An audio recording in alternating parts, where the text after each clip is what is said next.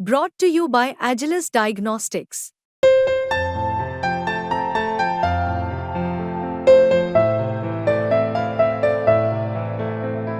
Agilus Diagnostics.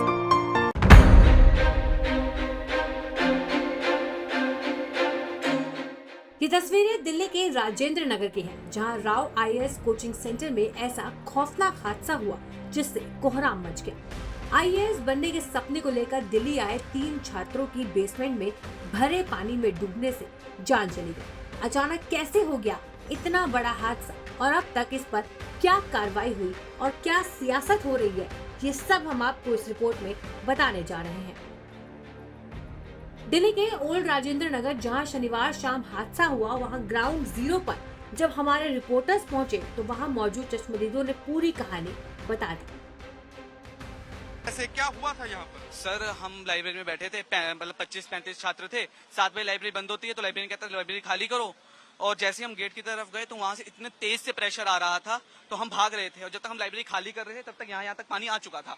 ठीक है, और जैसे हम बाहर निकले इतना प्रेशर से पानी था कि हम सीढ़ियां ही नहीं चढ़ पा रहे थे। और मतलब लगभग मैं कहता हूँ 2 से 3 मिनट के अंदर पानी छत तक को छू गया। बच्चे निकलने में कामयाब हुए, रस्सी फेंकी गई थी, परंतु पानी इतना गंदा था कि कुछ नहीं दिख रहा था। और एक एक करके बच्चे निकाले जा रहे थे क्योंकि रस्सी को खींचा जाना था। और मेरे साथ 2 लड़कियां और थी और मैं किसी तरह सारे बच्चे निकल गए थे, कुछ बच्चे फंस गए थे सर। 2 लड़कियां थी मेरे पीछे सर, जितना मुझे याद है। पीछे कोई हो मुझे पता नहीं, पर मेरे 2 लड़कियां तो मेरे सामने थी। तकरीबन आपके हिसाब से कितने बच्चे थे उस समय लाइब्रेरी जब जल जमाव हुआ? सर 25 से 35 बच्चे होंगे। 25 से 35 कितने निकल पाए होंगे आपके? सर लगभग अगर मैं कह रहा हूँ तो निकल गए, 20 तो निकल ही गए हैं, 20-22 तो। आपके साथ कितने निकल गए? सर मेरे साथ मैं अकेला निकला। आप अकेला? मैं निकला अकेला, मेरे आगे बच्चे निकल गए थे। ठीक है, और मेरे साथ 2 लड़कियां थी जो नहीं निकल पाई सर। पीछे आपके कितने बच्चे? 2 लड़कियां थी जो मेरी मतलब नजर में थी। तो बिल्डिंग के जो मैनेजमेंट है, जो इस कोचिंग का मैनेजमेंट है, उन्होंने कोई मदद की कुछ है बच्चों की? सर हाँ, मैं कह रहा हूँ कि रस्सी फेंकी गई सर, बट 10 मिनट बाद फेंकी गई। और जब एक एक करके बच्चों को खींचा जा रहा था तब तक पानी छत को छू चुका था। कितने फुट ऊंची होगी जो बेस? सर लगभग 10 से 12 फुट। सारी 10 से 12 फुट जो बेसमेंट? पूरा पानी सर, एक मतलब मैं कह रहा हूँ इतना स्पेस था। आई जस्ट ब्रीथ और मैं अंदर घुसा हूँ और भगवान की दया थी, मेरे हाथ में रस्सी आ गई, मुझे बाहर खींचा गया। उन्होंने मेरा लात पकड़ के रखी थी एक लड़की ने। आपने जैसा बताया 30 से 35 बच्चे थे। हाँ। कितने आपके हिसाब से फंसे हो सकते हैं और कितने निकल गए? सर मेरे हिसाब से अगर मुझे जो देखा गया, 2 ही बच्चे फंसे हैं, उसके अलावा सब निकल गए। सब निकल गए? यहाँ पर 2 बच्चे फंसे हैं और 2.5 घंटे हो गया सर।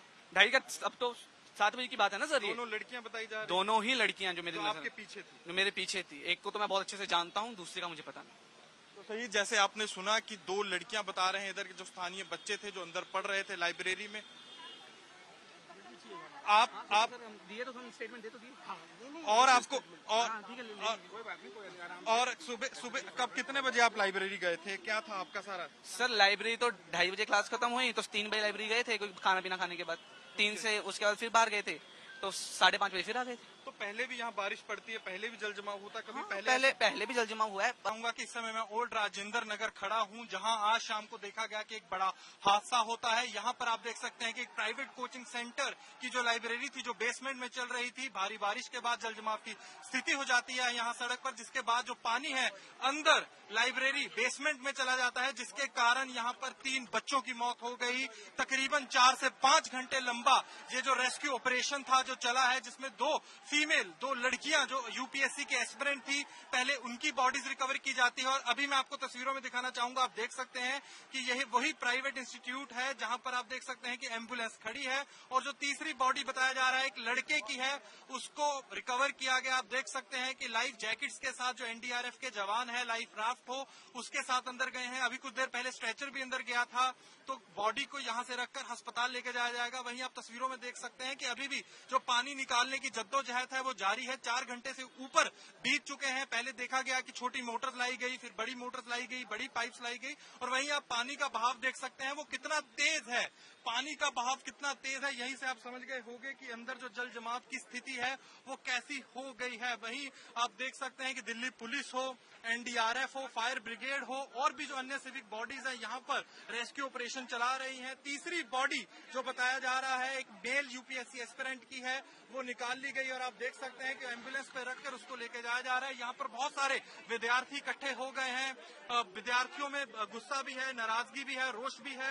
यहाँ आज शाम को देखा गया कि तकरीबन जब 6 बजे के बाद भारी बारिश होती है, जल जमाव की स्थिति हो जाती है। यहाँ 3 से 4 फुट पानी भर जाता है, जिसके बाद कहा जा रहा है कि जो पाइप थी वो फट जाती है, जो पानी है वो अंदर घुस जाता है। कई जो स्थानीय लोग हैं उनका कहना है कि एक गाड़ी के यहाँ से निकलने के कारण जहाँ जल जमाव की स्थिति थी, जो पानी है अंदर बेसमेंट में घुस जाता है, जिससे हादसा हुआ। तकरीबन 30 से 40 विद्यार्थी बताए जा रहे थे बेसमेंट के अंदर थे, जो वक्त लगते तो निकल गए, पर 3 बच्चों की किस्मत इतनी अच्छी नहीं थी और कहीं ना कहीं प्रशासन की जो कमी है उसका जो खामियाजा है उन बच्चों को भुगतना पड़ा। और ये इस हादसे में जिन 3 स्टूडेंट्स की जान गई है उनकी पहचान श्रेया यादव, तानिया सोनी और नेविन डेल्विन के रूप में हुई है। अब पुलिस ने एक्शन लेते हुए कोचिंग सेंटर के मालिक अभिषेक गुप्ता और कोऑर्डिनेटर तेजपाल सिंह को गिरफ्तार कर लिया है, जिन पर अलग अलग धाराओं के तहत मुकदमा दर्ज किया गया है।